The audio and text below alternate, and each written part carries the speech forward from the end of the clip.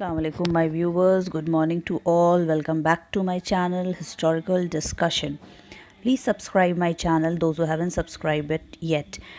Keep on liking and sharing my videos. So since yesterday I have started making video on the great Mughals.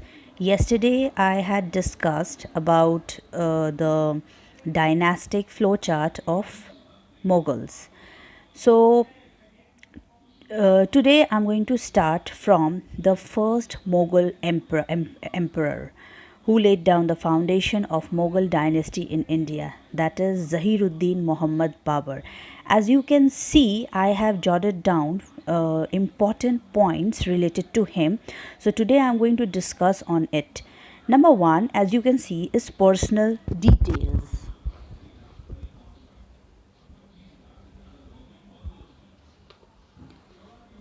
See, Babur, who was the founder of Mughal Empire in India, he was the son of Umar Sheikh Mirza. He was the son of Umar Sheikh Mirza, who was the ruler of Fargana. Fargana is now situated in a small state in Russian Turkestan. So Babur's father name was Umar Sheikh Mirza, who was the ruler of Fargana. Fargana in today's date, a small state in Russian Turkestan. Babur was born on 14th February 1483 and his full name was Zahiruddin Muhammad Babur. Though among his own men, he was generally known as Babur, or we can say tiger. The meaning of Babur is tiger because of his indomitable courage. From his father's side, he was descendant. Babur was descendant of Timur, while from his mother's side, he belonged to the family of Genghis Khan. Thus, in the words of Lane Pole, the blood of the two great warriors of Asia, Mongol and Turk, Genghis and Timur, mixed in Babur's vein. This was all about the personal details of Zahiruddin Muhammad Babur. Now let's discuss the second point, that is early childhood activities. What were his early childhood activities? In 1494 AD, when when Babur was hardly 11 years and 4 months old, his father died. His father, that means Umar Sheikh Mirza, who was the ruler of Fargana. Fargana in today's date is a small state in Russian Turkestan. So when Babur was hardly 11 years and 4 months old, his father died and he became the independent ruler of Fargana. But this throne was not a bed of roses for him. Thinking him to be a child, because he was only 11 years 4 months, so thinking him to be a child, all his near relatives tried to annex his state.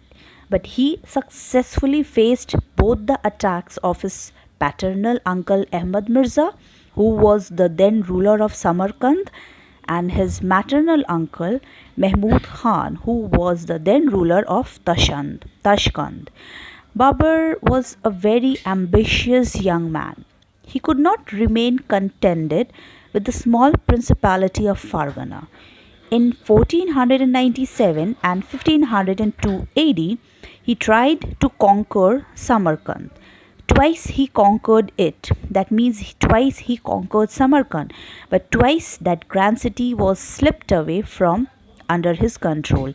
In trying to conquer Samarkand, he lost his own ancestral seat of Fargana.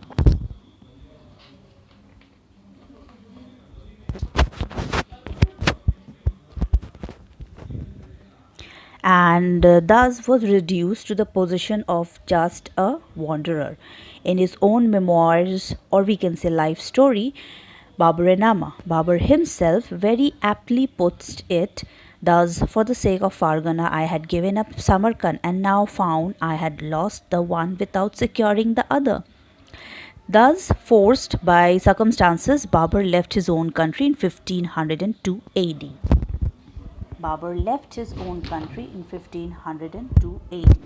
We are discussing about the third point, his ambition to conquer Samarkand. So for about 2 years he wandered as a homeless exile.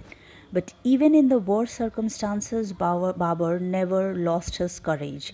He gathered all his resources and, taking advantage of the confusion that was prevailing in Kabul, Babur attacked and occupied it in 1504 AD. Having established himself firmly at Kabul, Babur once again tried to conquer Samarkand, for Timur's ancestral seat held a great attention for him. Why he wanted to conquer Samarkand so desperately? Because it was Timur's ancestral seat, and thus it held a great attention for him. So in 1511 AD, he was able to achieve his aim, but after some time in 1513 AD, he was again turned out of Samarkand. Samarkand wasn't in his destiny. He again reached Kabul safe and sound, but now he gave up the idea of the conquest of Samarkand once for all. He then turned his attention towards the conquest of India. Okay, our next point, that is a 4 point prior to the conquest of India. From 1519,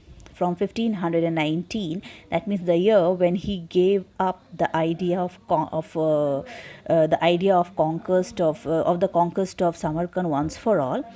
From 1519 to 1524, 2 years before the conquest of India, Babur led as many as 4 expeditions against India and conquered territories up to Jalandhar in the Punjab. These expeditions were nothing more than frontier raids, because every time Babur turned his back, all his Indian territories reasserted their independence, and this is how ditched him. So in 1520, Babur, however, conquered Badakhshan, and in 1522 Kandahar also came under his power. So thus fully prepared, Babur seriously thought of conquering India.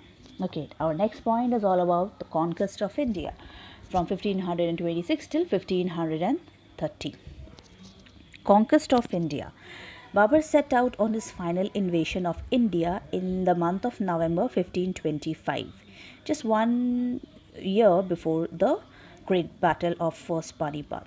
He was invited by Daulat Khan Lodi, who was the then governor of Punjab, and Alam Khan, who was the uncle of Ibrahim Lodi, and Ibrahim Lodi was the then Sultan of Delhi, in order to invade India. As his host proved treacherous, Babur first of all had to deal with them. Babur defeated them and even took them as prisoner. Later on, he, however, pardoned them but deprived them of all their rights and powers, and kept a strict watch over their activities as well, thus fully realizing that he had to fight the Indian rulers single-handedly. Babur marched forward towards Delhi from 1526 till 1530 AD. He successfully fought 4 battles, one after another, and thus laid down the foundation of the mightiest Mughal dynasty in India. And the 4 battles are, see, it is written in front of you. The first battle of Panipat on 21st April 1526 AD, the battle of Khanua, 16th March 1527 AD, the battle of Chanderi, January 1528 AD, and the battle of Ghagra, May 1529 AD. So at first we are going to discuss about the first battle of Panipat that was fought between Babur and Ibrahim Lodi on 21st April 1526 AD. The first battle of Panipat, 21st April 1526 AD.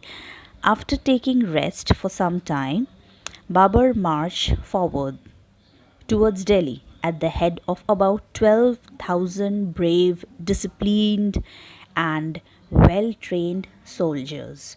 When Ibrahim Lodi, who himself was an inexperienced young man, came to know of Babur's advance towards Delhi, Ibrahim Lodi gathered together a huge army of about 1 lakh soldiers and came out of Delhi to give a tough fight to Babur. Both the armies, that means the armies of Babur and Ibrahim Lodi, met in the historic plain of Panipat on 21st April 1526. Babur, who himself was a great military general, had already arranged his armies in a battle era. His right wing was protected his right wing was protected by the town of Panipat, while his left side was defended by ditches and rampart of felled trees, cannon, which was not known to the army of Ibrahim Lodi. Cannon and matchlocks, or we can say guns, were placed in the center which were protected by 700 movable carts linked together with twisted bull hides. In between these carts, some gaps were left out for cavalrymen in order to charge the enemy. A fine part of artillery was put under the charge of two of Babur's able and most experienced generals, Ustad Ali and Mustafa.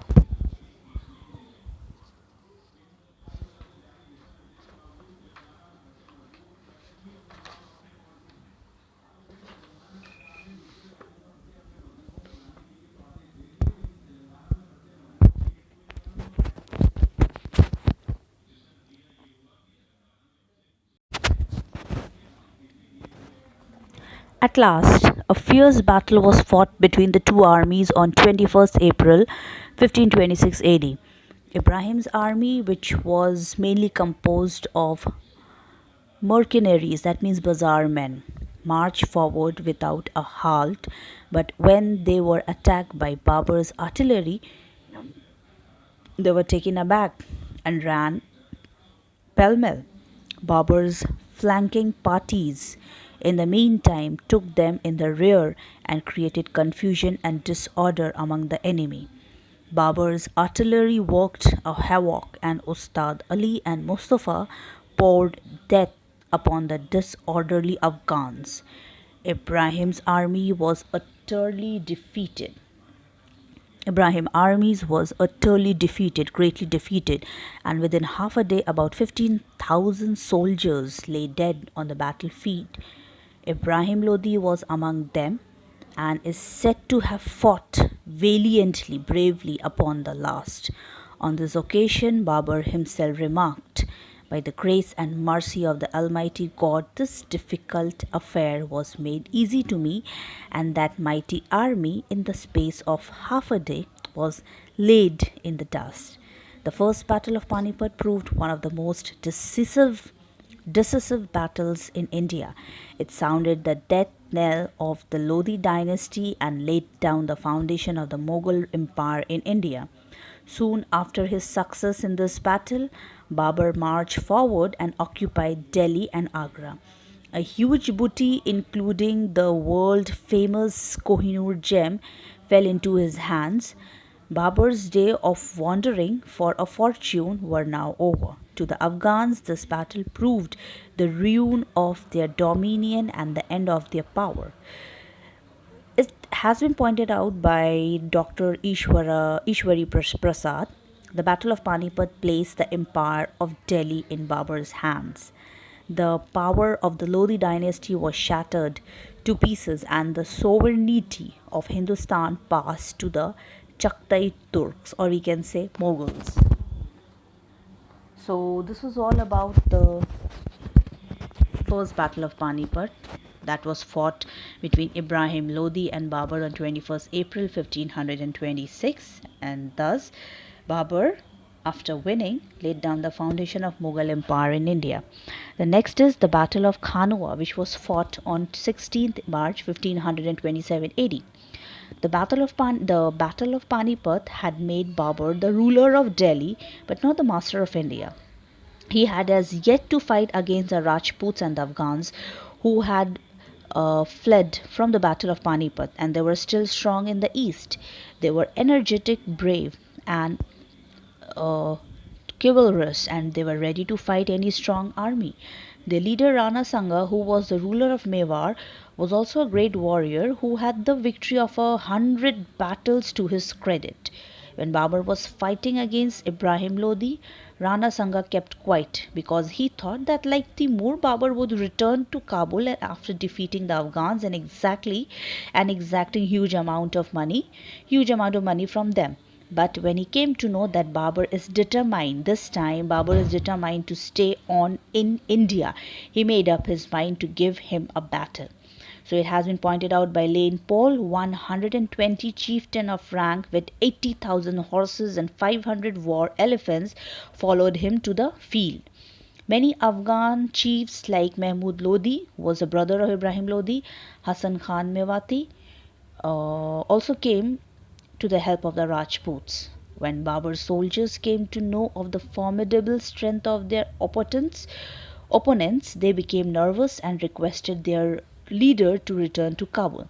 Just at that time, an astrologer named Muhammad Sharif by name predicted the defeat of the Mughals in the forthcoming battle. But Babur was not a man to be discouraged at the face of difficulties. He at once beheaded the ominous astrologer and broke all his wine vessel and took an oath never to touch it again. Then he addressed his soldiers and took them the evil consequences of their retreat. He appealed to them to stay on and go on fighting so long as life and breath were in their bodies. Interesting. His appeal had the desired effect, and his soldiers at once cried out, "O King, God willing, we will not lack ourselves in sacrifice and devotion so long as life and breath are in our bodies." Thus fully prepared, Babur marched against the Rajputs. A fierce battle was fought on 16 March 1527 at Khanwa, or we can say Khanwa, a place 10 miles away from Sikri and 37 miles away west of Agra. The battle began in the morning at 9 a.m. And continued for 10 hours till 7 p.m.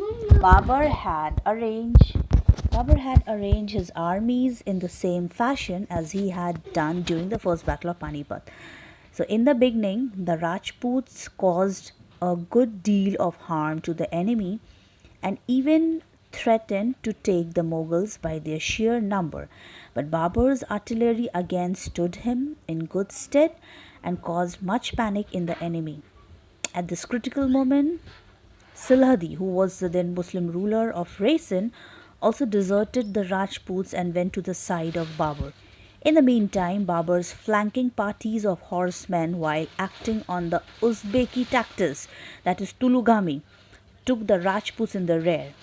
When the Rajputs found themselves encircled from sides, they lost heart and ran all around to save their lives.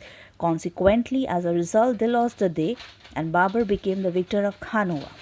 Rana Sanga managed to escape, but he died a broken heart 2 years later. Hassan Khan Mewati, who was an associate of the Rajput, fell in the battlefield and thousands of Rajputs lost their lives. This battle was more important in its result even than the Battle of Panipat. While the former made Babur the ruler of Delhi alone, the latter made him the king of Hindustan. That means the first battle of Panipat made him the ruler of Delhi, but the battle of Khanwa made him the king of Hindustan. As a result of his success in the battle of Khanwa, Rushbrook Williams, hitherto the occupation of Hindustan might have been looked upon as a mere episode in Babur's career of adventure, but from henceforth it became the keynote of his activities for the remainder of his life. This battle also gave a death blow to the prestige of the Rajputs. The sovereignty of India now passed from the Rajputs to the Mughals. So this was all about the Battle of Khanwa, who made him the Hindustan of India.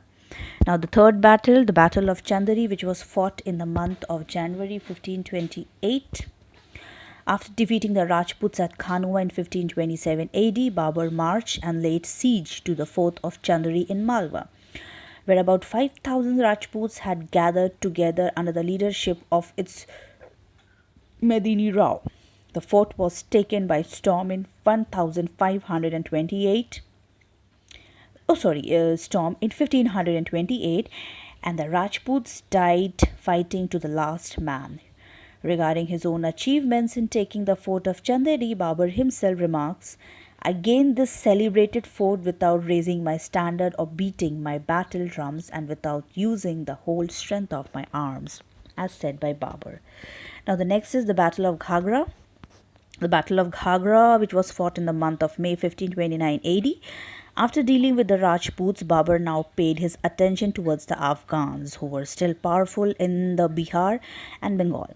Mahmud Lodi, who was the brother of Ibrahim Lodi, had once again established himself in Bihar after his escape from the Battle of Khanwa. Babur marched against Mahmud Lodi, who fell back from Kannauj and established himself on the other banks of the Ganga. The ruler of Bengal, Nusrat Shah, also crossed over to the other sides of the Gangas with the help of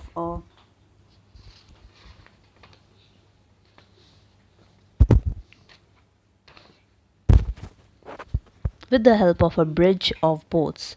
So, at the approach of Babur, the Afghans decamped but were hotly pursued and defeated in the famous Battle of Ghagra on 6th May 1529. With this success, the whole of Bihar up to the Ganga passed into the hands of Babur. As a result of his success, successive four battles, Babur became the master of a vast region including Punjab, Uttar Pradesh, and Bihar, and outside India included Kabul, Kandahar, and Badakhshan. So, this is all about for today, guys. Tomorrow, I'm going to discuss about the causes of Babur's success. What were the causes behind Babur's success? About his character, about his achievement.